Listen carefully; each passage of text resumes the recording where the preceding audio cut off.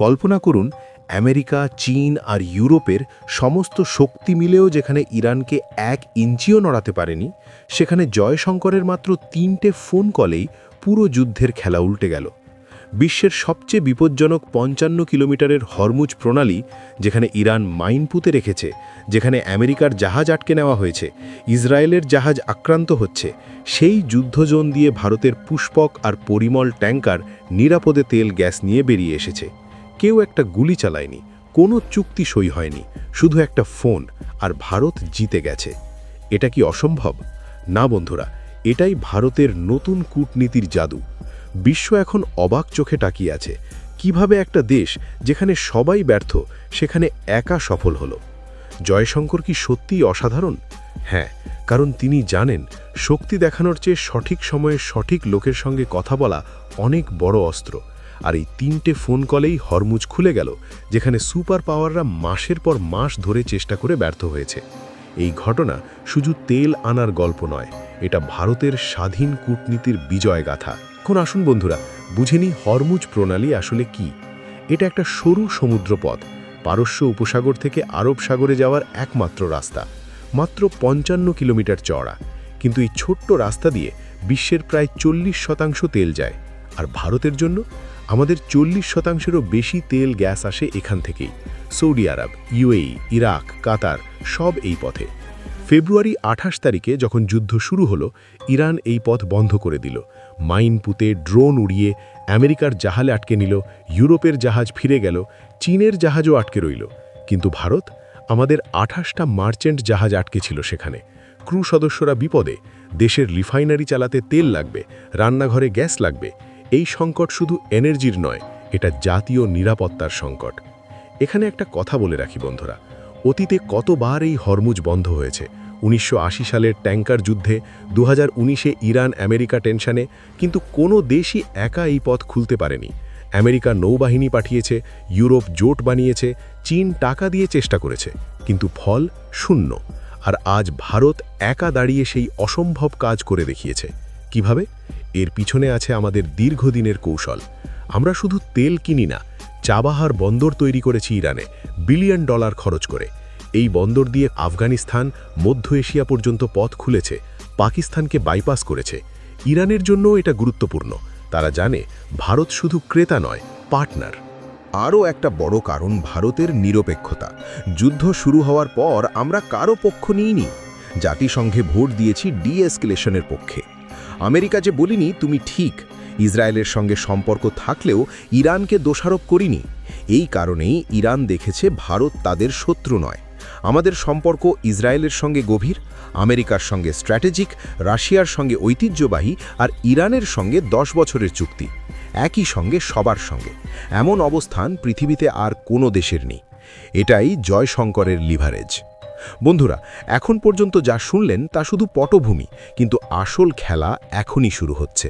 যদি আপনি ভারতীয় হয়ে থাকেন তাহলে কমেন্টে জয় শ্রীরাম লিখুন, আর অন্য দেশের বন্ধুরা আপনার দেশের নাম লিখুন। এবার আসুন সোজা মূল ঘটনায়। 28 ফেব্রুয়ারি, যুদ্ধ শুরুর দিনই জয়শঙ্কর প্রথম ফোন করলেন ইরানের ফরেন মিনিস্টার আব্বাস আরাগাচির সঙ্গে। সোজা কথা, সেফটি কি। দ্বিতীয় কল কয়েকদিন পর, তৃতীয় কল 10 মার্চ রাতে, সবচেয়ে গুরুত্বপূর্ণ। আলোচনা শুধু দুটো বিষয়ে, ইন্ডিয়ান শিপিংয়ের সেফটি আর ভারতের এনার্জি সিকিউরিটি। কোনো প্রেস কনফারেন্স নয়, কোনো ট্রিটি নয়, কোনো অফিসিয়াল চুক্তিও নয়, শুধু কথা। আর কয়েক ঘন্টার মধ্যে ইরান চুপচাপ সিগন্যাল দিল ভারতের জাহাজ যেতে পারবে। ফল, পুষ্পক আর পরিমল, দুটো ইন্ডিয়ান ফ্ল্যাগের ট্যাঙ্কার যুদ্ধ জোন দিয়ে নিরাপদে বেরিয়ে এলো। একটা লাইবেরিয়ান ফ্ল্যাগের জাহাজেও ইন্ডিয়ান ক্যাপ্টেন আর ইন্ডিয়ান তেল ছিল, সেটাও পৌঁছে গেছে মুম্বাইতে। এমনকি একটা এসকর্ট দিয়ে ভারতীয় নৌবাহিনীও তৈরি ছিল আরব সাগরে। আমেরিকা, ইউরোপ, ইসরায়েলের জাহাজ এখনও আটকে, কিন্তু ভারতের জাহাজ ঘরে ফিরছে তেল নিয়ে। ইরান অফিসিয়ালি বলছে কোনো ডিল হয়নি। তেহরানের সোর্স বলছে না, এটা সত্যি নয়। কিন্তু ইরানের অ্যাম্বাসেডর মোহাম্মদ ফাতালি স্পষ্ট বলেছেন, ইন্ডিয়া আমাদের বন্ধু, আপনারা 2-3 ঘন্টার মধ্যে দেখতে পাবেন। আর Robert Kiyosaki, rich dad poor ড্যাডের লেখক, তার ফেসবুক পোস্টে ঠিক এই কথাই লিখেছেন। 3 phone calls.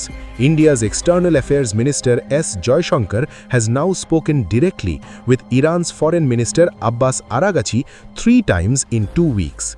February 28, March 5th, and March 10th. The result, Iran agreed to allow Indian flag tankers safe passage through the strait. বিশ্বের এই বড় ব্যক্তিত্ব বলছেন ইউএস ইউরোপ আটকে ইসরায়েল টার্গেটেড, কিন্তু ইন্ডিয়ান শিপস পাস করে গেছে কোনো গুলি ছাড়াই। এটাই মাস্টার ক্লাস ডিপ্লোমেসি। জয়শঙ্কর জানতেন ইরানের নতুন সুপ্রিম লিডারের সামনে শক্তি দেখানো দরকার, তাই তারা অফিসিয়ালি না বলে যাচ্ছে, কিন্তু ভারতকে চুপচাপ পথ ছেড়ে দিয়েছে, কারণ তারা জানে ভারত তাদের প্রয়োজন। চাবাহারের ইনভেস্টমেন্ট, আমাদের নিরপেক্ষতা আর আমাদের সবার সঙ্গে সম্পর্ক, এসব একসঙ্গে কাজ করেছে। আরও ভাবুন বন্ধুরা, এই ঘটনায় ভারতের নৌবাহিনী আগে থেকেই আরব সাগরে তৈরি ছিল। আমাদের রিফাইনারি চলছে পুরো দমে, রান্নাঘরে গ্যাস বন্ধ হয়নি, সেলাররা ঘরে ফিরছে। আর সবচেয়ে বড় কথা, এসব হয়েছে বিনা গুলিতে, শুধু 3টে ফোন কলে। আমেরিকা, চীন, ইউরোপ এখন অবাক। তারা ভাবছে কিভাবে এই দেশটা পারল। কারণ আমরা কারো ব্লকে নেই, কাউকে মাস্টার মানি না, আমরা শুধু ভারতের কথা বলি। যখন পশ্চিমী দুনিয়ার নিষেধাজ্ঞা আর যুদ্ধের হুমকিতে ব্যস্ত ছিল, ভারত তখন তলে তলে ডায়ালগের রাস্তা তৈরি করছিল। আজ বিশ্বমঞ্চে ভারতের কণ্ঠস্বর কেবল অনুরোধ নয়, বরং এক অমোঘ নির্দেশে পরিণত হয়েছে। এই আত্মবিশ্বাস কোনো আকাশকুসুম কল্পনা নয়, বরং বছরের পর বছর ধরে গড়ে তোলা কঠোর বাস্তব। এই ঘটনা প্রমাণ করছে মোদি জয়শঙ্করের কূটনীতি বিশ্ব বদলে দিচ্ছে।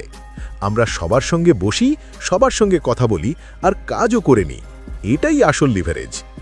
ইরান জানে ভারত ইসরায়েলের সঙ্গে বসে যুদ্ধ থামাতে পারে, তাই তারা ভারতকে না বলতে পারেনি। বন্ধুত্ব এমন স্তরে পৌঁছেছে যে একদিকের শত্রু অন্যদিকের মিত্রকে আমাদের খাতিরে সম্মান করতে বাধ্য হচ্ছে। ভারতের রেড লাইন আজ আর কেউ পার করার সাহস দেখায় না। বন্ধুরা, এই গল্প শেষ নয়, এখনও 28টা জাহাজের নিরাপত্তা নিয়ে কাজ চলছে, কিন্তু প্রথম ধাপেই ভারত জিতে গেছে।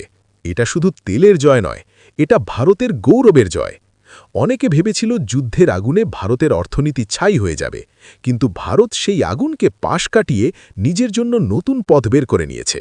বন্ধুরা, এই 3 ফোন কল সত্যি ইতিহাস তৈরি করেছে। জয়শঙ্কর দেখিয়ে দিয়েছেন যে আধুনিক কূটনীতি মানে শুধু মিটিং নয়, সঠিক সময়ে সঠিক লোককে ফোন করা।